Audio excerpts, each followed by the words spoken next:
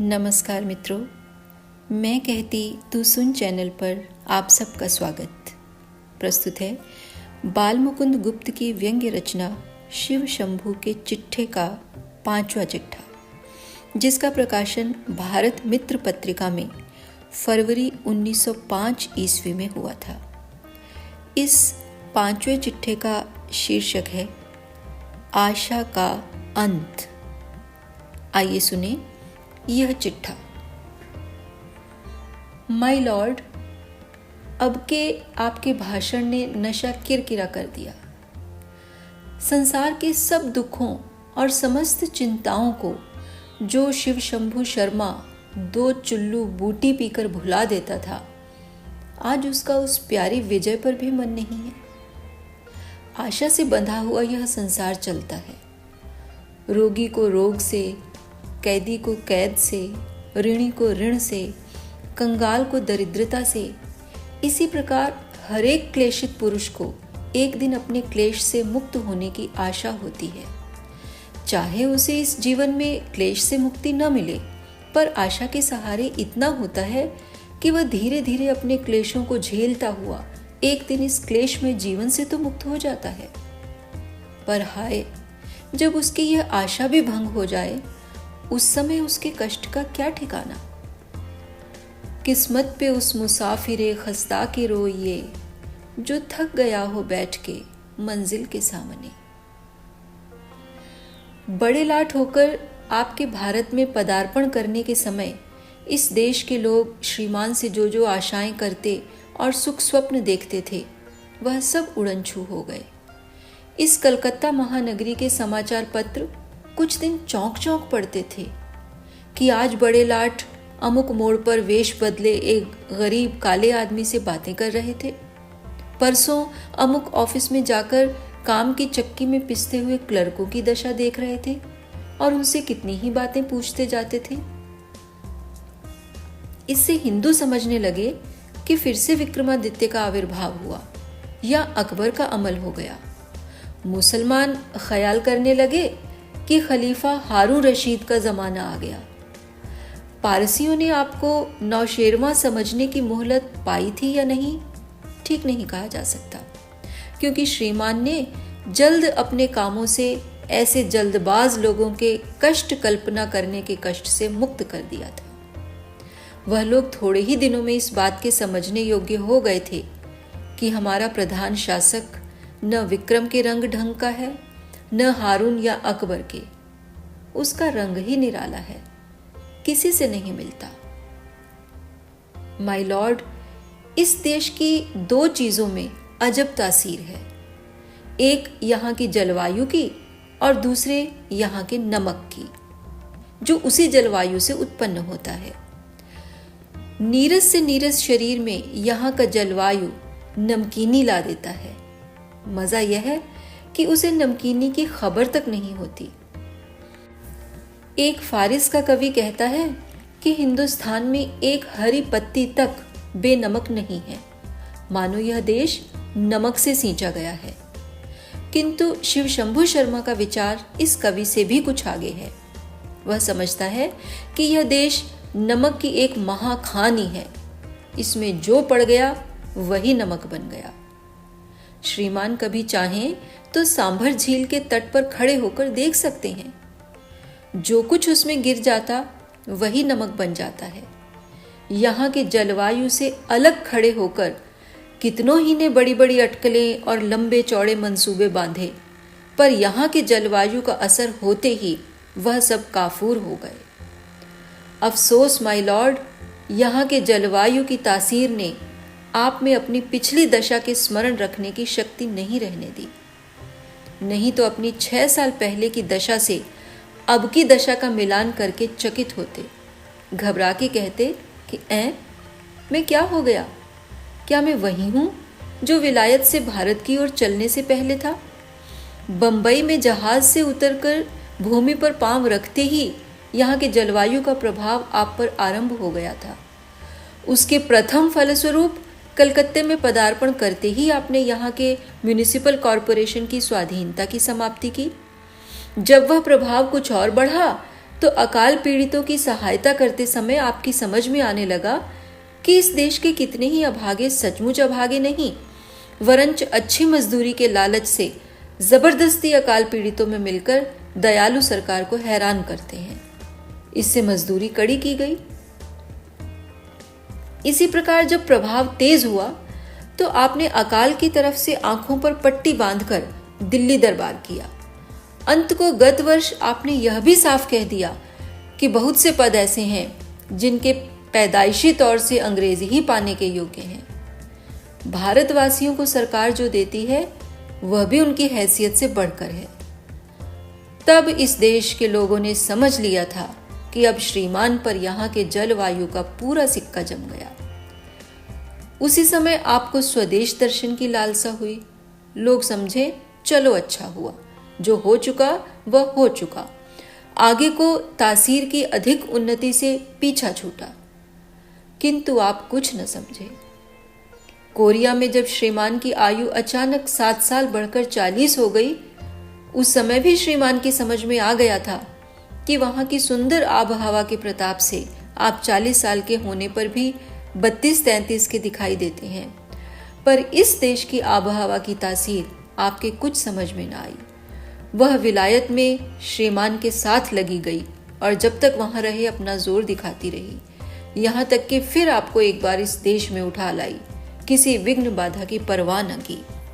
My Lord, इस देश का नमक यहाँ की जलवायु का साथ देता है, क्योंकि उसी जलवायु से उसका जन्म है। उसकी तासीर भी साथ साथ होती रही। वह पहले विचार बुद्धिक होता है, पीछे दया और सहृदयता को भगाता है और उदारता को हजम कर जाता है।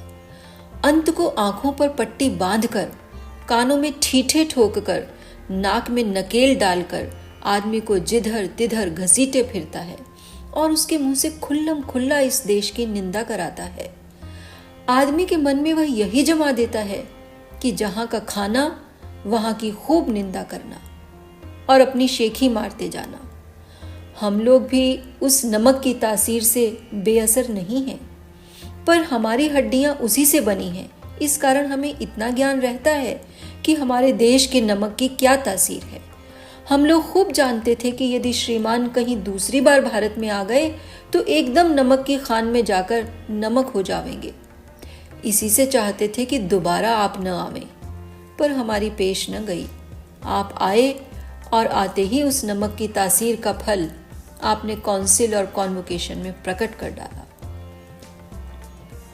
इतने दिन आप सरकारी भेदों के जानने से, अच्छे पद पाने से, उन्नति की बातें सोचने से, सुगमता की शिक्षा लाभ करने से, अपने स्वत्वों के लिए पार्लियामेंट आदि में पुकारने से इस देश के लोगों को रोकते रहे।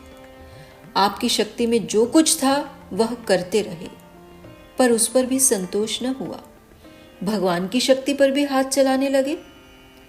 जो सत्य प्रियता इस देश को सृष्टि के आदि से मिली है, जिस देश का ईश्वर सत्यम ज्ञानम अनंतम ब्रह्म है, वहां के लोगों को सभा में बुला के ज्ञानी और विद्वान का चोला पहनकर उनके मुंह पर झूठा और मक्कार कहने लगे।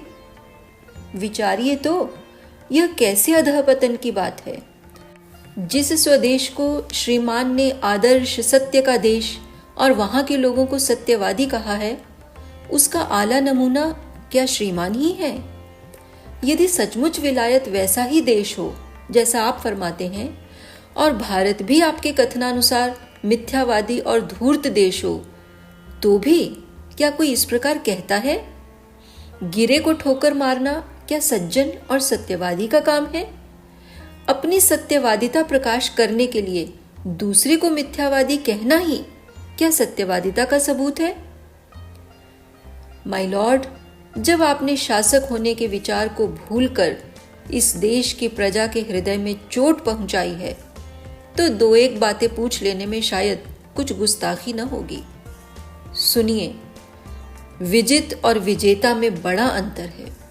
जो भारतवर्ष 1000 साल से विदेशीय विजेताओं के पांवों में लौट रहा है, क्या उसकी प्रजा की सत्यप्रियता विजेता इंग्लैंड के लोगों की सत्यप्रियता का मुकाबला कर सकती है?